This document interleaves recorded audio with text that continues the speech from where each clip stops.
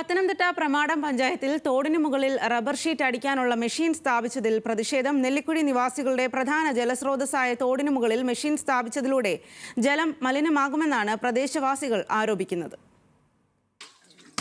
നെല്ലിക്കുഴി പ്രദേശവാസികളുടെ പ്രധാന ജലസ്രോതസ്സാണ് മാങ്കൂട്ടത്തിൽ തോടും സമീപത്തെ ചെറുകുളങ്ങളും. തോടിനു മുകളിൽ അടുത്തിടെ സ്ഥാപിച്ച റബ്ബർ ഷീറ്റ് നിർമ്മിക്കാനുള്ള മെഷീൻ ജലം മലിനമാക്കുമെന്നാണ് പ്രദേശവാസികളുടെ ആശങ്ക. ഈ ഒലിച്ചു വരുന്ന വെള്ളമാണ് ഞങ്ങൾ കുടിക്കുന്നത്. മഹാരോഗം പിടിക്കാനുള്ളതിൽ അവർക്കറിയണ്ടല്ലോ. അവർക്ക് എങ്ങനെയാലും അവരുടെ കാര്യം സാധിച്ചു പോയാൽ പോരാ.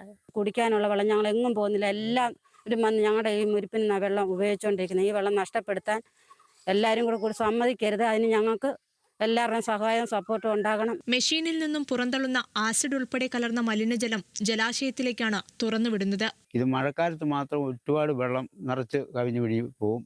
ആ മഴ കുറഞ്ഞു വരുമ്പം ഈ വെള്ളം കുറച്ചാകുമ്പോൾ ഞങ്ങൾക്ക് കുടിക്കാനും എല്ലാം എപ്പോഴും ഈ വെള്ളം കിട്ടുന്നതാണ്. അപ്പോൾ ഈ അഴുക്ക് വെള്ളങ്ങളെ ഇപ്പോൾ അവരിങ്ങോട്ട് കടത്തി വിടാൻ തുടങ്ങി. വർഷങ്ങൾ കഴിയുമ്പം ഈ തോട് വെറും വൃത്തിയായിട്ട് പോകും. പഞ്ചായത്തിലെ കുളമുണ്ട്, വെള്ളമുണ്ട്. പക്ഷേ മഴ പെയ്യുമ്പോൾ മാത്രമേ ഉള്ളൂ. ഉണക്കാകുമ്പോൾ ആ വെള്ളം എല്ലാം പറ്റും. പിന്നെ ഞങ്ങൾ ഈ കുളം തന്നെ ആശ്രയിക്കുന്നത്.